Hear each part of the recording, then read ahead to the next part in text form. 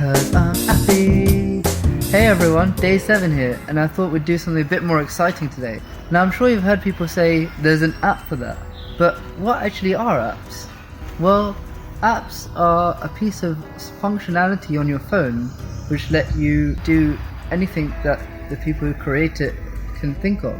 So, for example, you can have banking apps that will allow you to check your balance and send transactions, or you could have shopping apps where you can buy and sell things like eBay or Amazon, and you can have video and social media apps like Facebook, Instagram, WhatsApp, and all of those. The reason there's a saying there's an app for that is because there really is an app for almost everything.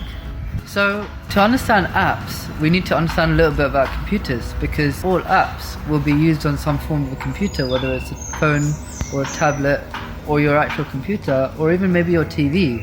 So you need to understand a little bit about how computers work to understand what an app actually is. But let's talk about computers for a sec, because computers are really just metal that we tricked into doing clever things by giving it electricity. So computers don't actually know how to do anything. We need to give them instructions so they can perform tasks for us. Computers use a special language to get the instructions of what they need to do, but we don't need to know this language because some really clever people have come up with a better way of communicating with the computers, which means we only need to be able to use buttons and touchscreens and mouse and keyboards to be able to interact with the computer. We don't actually need to know this language.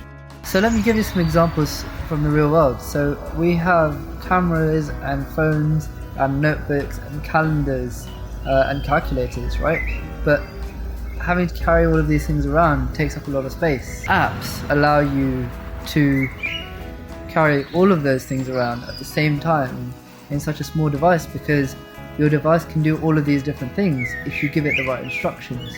So your camera app is just a set of instructions that tells your phone how to take a picture using the camera sensor on your phone. The telephone app really just works in a similar way to the old dial-up phones that we used to have with a wire.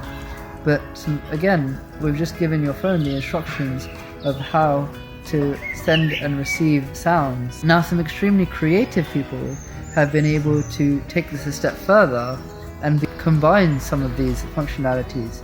So a really great example is FaceTime, the ability to make a video call. Now, you're combining two things that can't really combine in real life. You can't get a telephone and a camera and make them talk to each other to make a video call. But it's much easier to just tell your phone or your computer, which already knows how to make a phone call and it already knows how to take a video. So it's easier to tell it how to do both at the same time. So I hope I've given you some really useful insight as to what apps actually are. But my point really is that there's so much more that you can do if you understand how to use apps. But that's all for now, so thanks very much, and again, for a comment to let me know how I can improve these videos and how I can provide you with awesome value.